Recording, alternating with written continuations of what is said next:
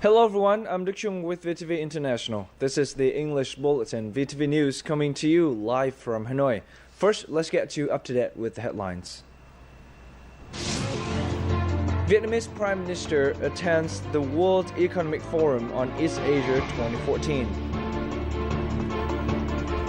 National Assembly deputies praised the role of overseas Vietnamese in the ongoing issue.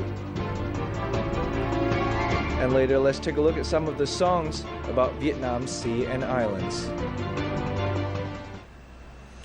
On to the first update of this hour. State President Trương Tấn Sang yesterday received the Senior Vice President of ExxonMobil, Peter Clark, and Raymond Jones, who are in Vietnam to discuss cooperation agreements with the Vietnam Oil and Gas Group. The guests spoke to President Sang about the work they have been doing with their Vietnamese counterparts and expressed their wish for support from the Vietnamese government to accelerate other cooperation programs this year and trade commitments in the future. President Sang stressed that Vietnam always welcomes and facilitates U.S. businesses to implement cooperation programs with the Vietnam Oil and Gas Group and asked the two sides to effectively implement trade commitments this year. Prime Minister Nguyễn Tấn Dũng yesterday attended the World Economic Forum on East Asia 2014, or WEF, East Asia 2014 for short, at the invitation of Philippine President Benigno Aquino and Executive Chairman of the World Economic Forum. The Prime Minister also addressed the conference under the theme Promoting ASEAN Economic Community by Enhancing Public-Private Partnership. Prime Minister Nguyễn Tấn Dũng stressed the effectiveness of the public-private partnership, or PPP model, in promoting globalization and dealing with climate change and poverty. He said the establishment of the ASEAN Economic Community will bring huge opportunities in trade, investment and business, but also challenges in infrastructure development. The leader then shared Vietnam's experience of implementing the PPP model in recent years. The PPP model will contribute significantly to ASEAN connectivity projects and enhance businesses' active participation in the development of the economic community. Firstly, we need government support for the PPP model. Secondly, we need to build a clear policy for PPP framework. Thirdly, we need to develop PPP projects with incentives for private investors and support the implementation of these projects. Prime Minister Nguyễn Tấn Dũng said the participation of international counterparts also plays an important role in promoting public-private partnerships in ASEAN. He expressed the hope that member countries and international organizations will continue to participate in PPP projects and promote the model in ASEAN countries. In other news, amidst tensions in the East Sea, the overseas Vietnamese communities have contributed greatly to raising awareness of China's illegal actions abroad. At a recent meeting, National Assembly deputies acknowledged their contribution as indispensable. National Assembly deputies have praised the peaceful measures employed by overseas Vietnamese in protest of China's actions. They considered this an occasion for overseas Vietnamese to show their patriotism and called upon international support. In almost every nation with Vietnamese communities, gatherings and donation campaigns have taken place. Beyond any political motivation, their actions come from the heart.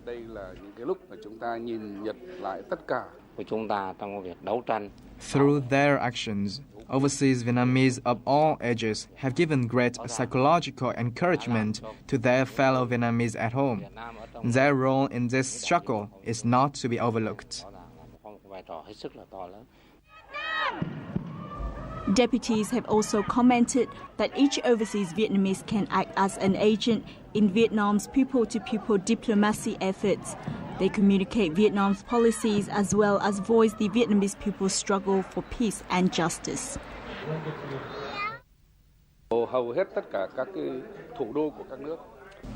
Many foreign supporters of the country, including friendship organizations, have joined in the activities of overseas Vietnamese communities. Their reach has grown beyond expectations. In past weeks, Vietnamese embassies and overseas communities have organized frequent gatherings to oppose China's actions. In addition to sending letters of opposition to Chinese agencies in their respective countries, they have also raised funds for Vietnamese soldiers who are working night and day to protect Vietnam's seas and islands. The United States House of Representatives held a Committee on Foreign Affairs hearing on May the 20th, focusing on China's infringement upon East Sea territorial sovereignty. The committee agreed on the contents of the resolution regarding freedom of navigation and aviation in the Asia-Pacific region and the peaceful handling of disputes and territorial rights in the area. It reads, "Our policy is to encourage all parties with claims in the South China Sea not to change the status quo since the signing of the Declaration of Conduct in 2002. The resolution, codenamed S.RES.412, is sponsored by 6 senators and will be discussed before the U.S. Congress in the next few days.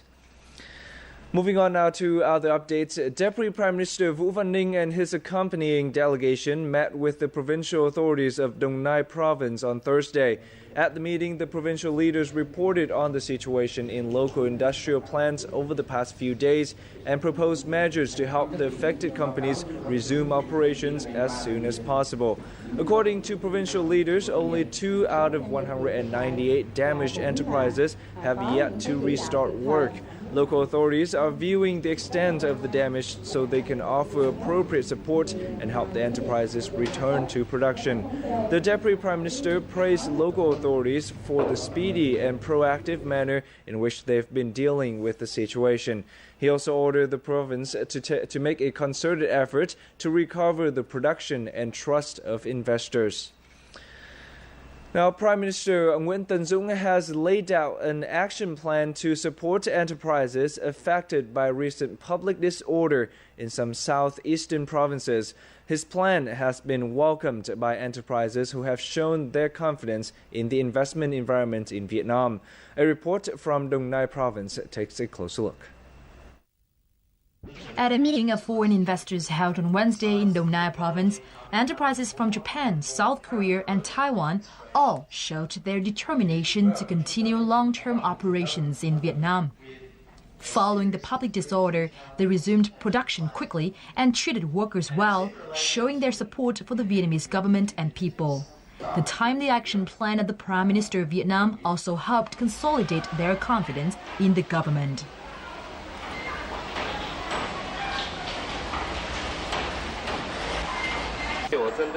We wanted to express our deep thanks to the Vietnamese government for their support and protection of Taiwanese people in Dong Nai province. We are also very happy about the incentive policies related to custom procedures. We've called on other Taiwanese enterprises to stay in Vietnam. Provincial authorities have helped enterprises overcome the consequences of incidents and resume production, while increasing security in the area. The province plans to spend about $5 million on this work.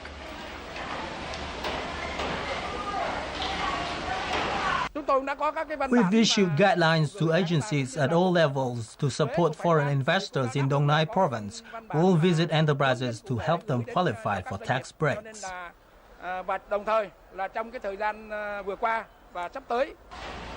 Many Taiwanese enterprises in Dong Nai province consider Vietnam as a second home, and around 90 have resumed operations following the Prime Minister's action, which showed the respect and support the Vietnamese government has for foreign investors.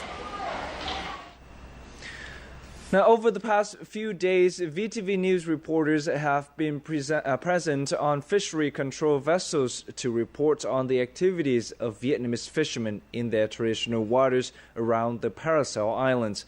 Our reporters noted that the Chinese have established a roughly 7 nautical mile perimeter around the Haiyang Chiyo 981 oil rig. Chinese enforcer ships and their fishing vessels are chasing and attacking any Vietnamese fishing ships that enter this zone. But defiant of the life-threatening risks, the Vietnamese fishermen are persevering and clinging on to the sovereign seas of their fatherland. A fisherman from Thanh Khê, Da Nang had to dive under his boat to repair it after being rammed by a Chinese fishing ship. Fortunately, the damage was fixable at sea. This fishing boat has 14 crew who live in small cabins. Talking with them, we can feel their unsung valiance. Here's where we eat and sleep. We work during the day and eat and sleep at night. We take turns to keep watch for Chinese ships because we can't run due to our ship's low horsepower. Our ship's cabin and steering wheel were damaged, but we made do, hanging on to the seas and islands of Vietnam. Fishermen are joyfully sharing the initial fruits of labor. After just 1 week at sea, they have caught a fair amount of fish and squid, simply because they know these waters like the back of their hand, just like their grandfathers. The Vietnamese fishermen are not alone at sea. The Vietnamese Coast Guard and fishery control ships are standing by their side. This time of the year is the best time for fishing, and our fishermen should be assured that they can stay at sea. Our maritime law enforcement forces are always there to assist them. There remains a worryingly large presence of Chinese ships around the Haiyan Shuyou 981 oil rig that are ready to chase and ram Vietnamese ships. But it is obvious that the Chinese oil rig has been unlawfully installed in Vietnamese seas. In the latter half of our bulletin, Cham Island in Vietnam's central region strives to protect its UNESCO recognition as a World Ecological Preservation Area. And later, let's take a look at Vietnamese composers' inspiration for writing songs about the country's seas and islands. That's coming up next on VTV News after a short break. Exotic Vietnam is an intriguing blend of many charms. This land is where all manner of stunning landscapes await like a visual feast, rivaled only by the beauty of its people and their abundantly rich tradition and culture. Here is where you can relive the past in richest color or live it up in the bright lights of the big city. With so much more to offer, Vietnam is simply unforgettable. Welcome back to VTV News live from Hanoi. Vietnam has consistently been the biggest exporter of cashew nuts over the past 8 years, and in the first quarter of 2014 alone, the country exported 52,000 tons of cashew nuts, equivalent to $324 million. The Vietnam Cashew Association said that Vietnamese cashew nuts have been exported to 80 countries and the market will continue to expand. Let's take a look at the efforts that are underway. According to experts, around 3 billion people consume cashew nuts and products derived from cashew nuts. Therefore, Vietnam has a golden opportunity to increase its processed cashew nut exports. However, further investment into the food processing stage is required. In order to improve export value, the Vietnam Cashew Association, or Vinacast, aims to increase the amount of processed cashew nuts from 8% to 10% this year.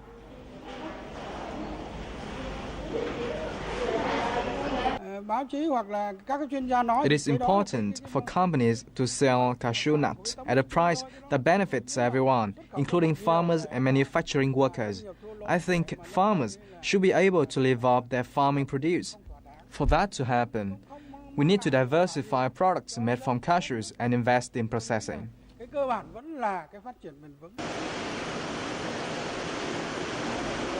The biggest Vietnamese cashew nut importers are the US, China and the Netherlands.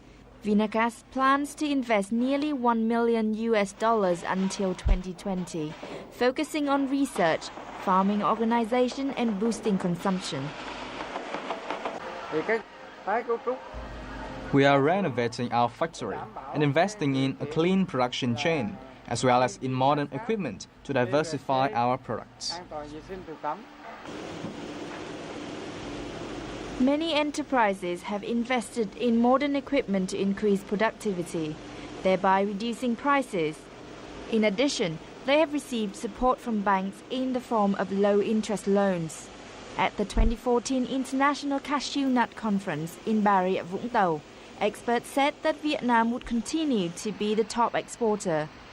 More importantly, many American and Japanese firms have expressed an interest in investing and collaborating with Vietnam's cashew nut export firms. Vietnam's Ministry of Natural Resources and Environment, together with other related agencies, held a ceremony to celebrate the International Day of Biological Diversity in Hanoi on Wednesday. Themed Island Biodiversity, the event seeks to improve public awareness of diversity in vulnerable areas. Vietnam has earmarked biodiversity conservation as one of the fundamental tasks in its environmental program and will redouble its efforts in this regard. In accordance with international agreements, the ministry is also carrying out a joint media campaign with the Vietnam Youth Federation to advocate the protection of wild animals. Vietnam is recognized for its commitment to conserving biodiversity, but the country still needs to take further action to meet its commitments. Improving awareness among students and young Vietnamese is therefore a key priority.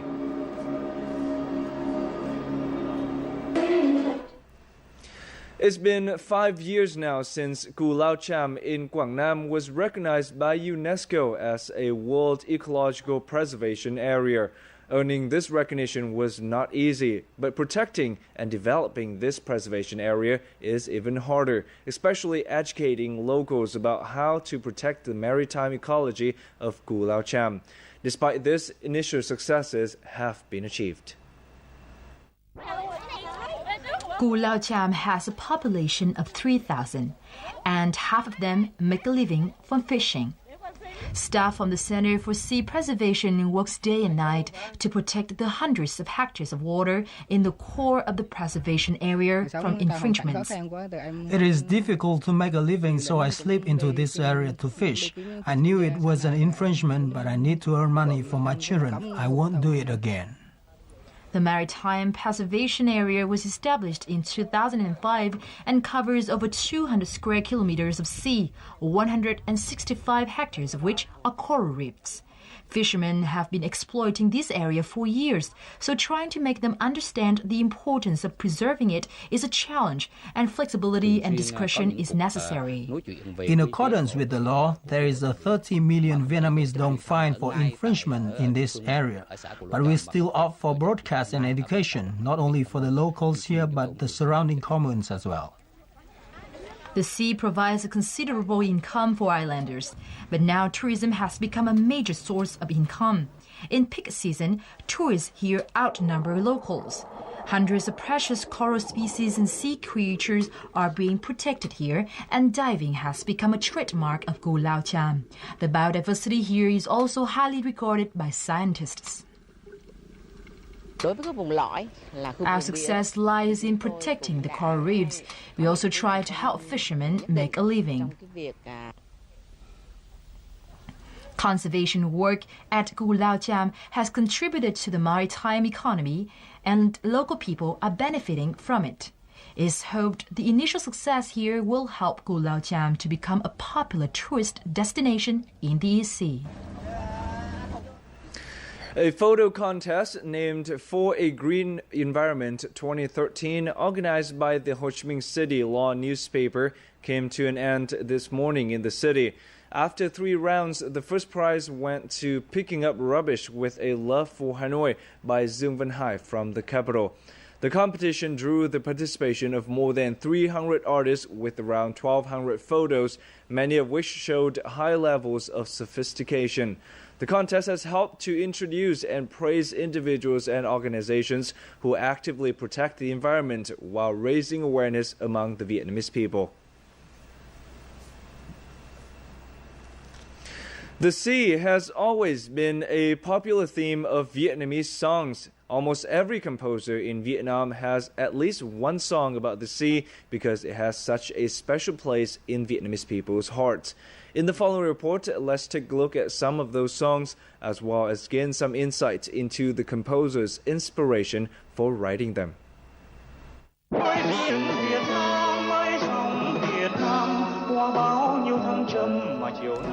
Biển hát chiều nay, or Sea Chants This Afternoon, remains one of the best-loved songs about sea since its debut 35 years ago. This love song, written by Hồng Đăng, carries a message of peace but also asserts Vietnam's sovereignty over the East Sea.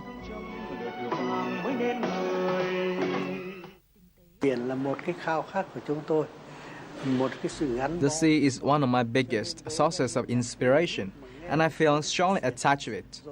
Whenever I hear the rhythm of the sea, songs come to me. Sea Chant This Afternoon is a complete picture of the sea. It features people, the waves rolling in, the flight of seabirds, and it also alludes to the sacrifices that people make too.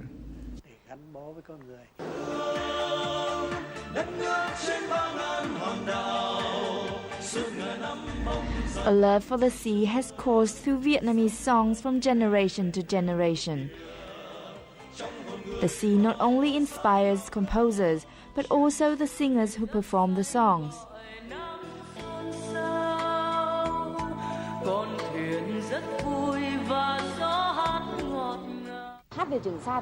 Whenever I sing songs about the Spratly Islands, I feel very emotional and I perform it with all my heart and soul.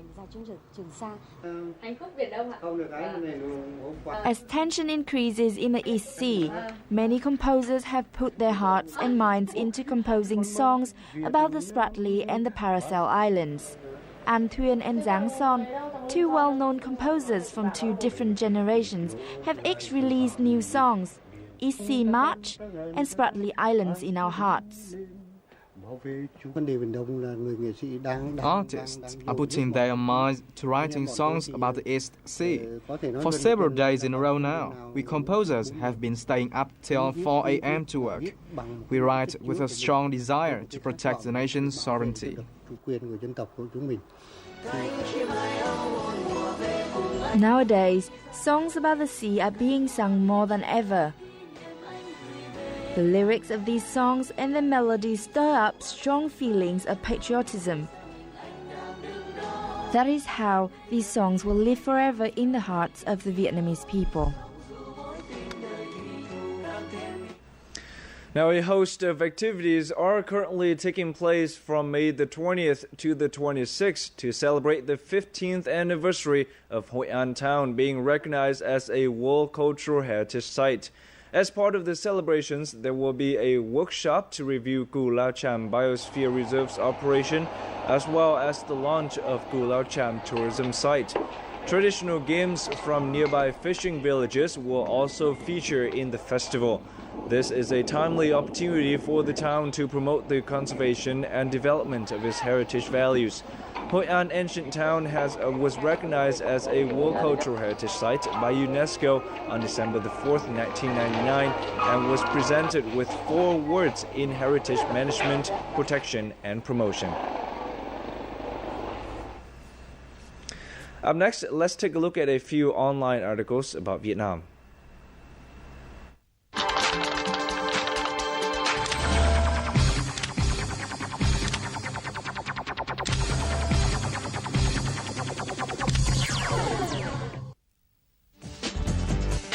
Regional retail banks need to cooperate more closely to tackle challenges and promote microfinance to serve the underprivileged population. The message was among the key themes of the 20th World Saving Banks Institute Asia-Pacific Region Group meeting held on May the 21st in Hanoi.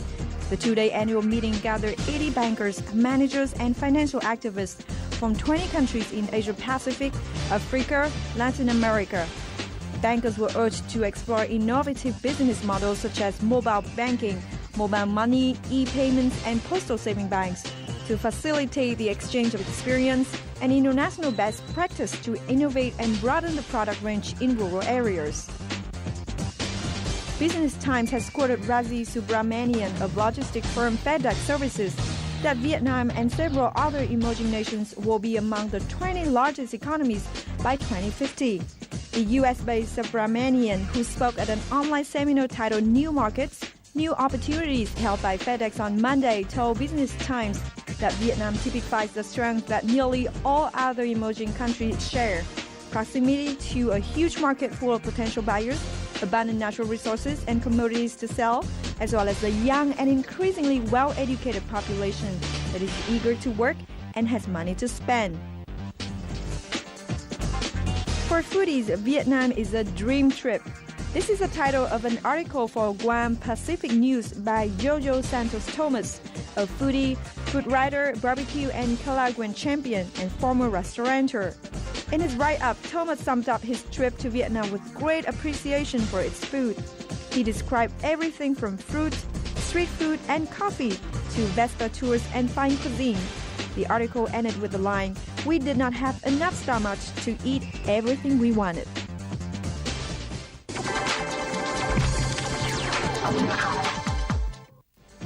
The State Bank of Vietnam has picked FPT Information System Company, or FPTIS, as supplier for a core banking and budgetary planning package worth $9 million as part of a project to develop a modern management system. The package, which is also known as SG 3.1 in Vietnam, will focus on core banking, auditing applications, and systematic compatibility for the central bank. The Information and Modernization Program of the Central Bank is costing $71.83 million and being financed by the World Bank. Multi-level marketing companies in Vietnam will have to put down more money and stop requiring their salespeople to buy into the jobs under a government decree that takes effect in July. It requires multi-level marketing companies, or MLM companies, to demonstrate a registered capital of at least 10 billion Vietnamese dong, or $470,000, and place tight controls on the company's sales systems. MLM companies will be banned from certain acts, including requiring salespeople to pay deposits or joining fees, offering them commissions and bonuses to recruit others, and prohibiting salespeople from returning merchandise. Last year, two-way trade between Vietnam and Russia hit nearly $4 billion, and in the first 3 months of this year alone, the figure has already reached over $1 billion, said Deputy Minister of Industry and Trade at a Russian Trade and Investment Promotion Conference held on May the 20th in Ho Chi Minh City. He pointed out that the sound relationship between the two countries, as well as forthcoming free trade agreement between Vietnam and the Russia-Belarus-Kazakhstan's customs union that will enable more Vietnamese goods to enter the Russian market. And that's also the last piece of news we have for you in this hour. Before saying goodbye, let's take a quick look at today's weather forecast.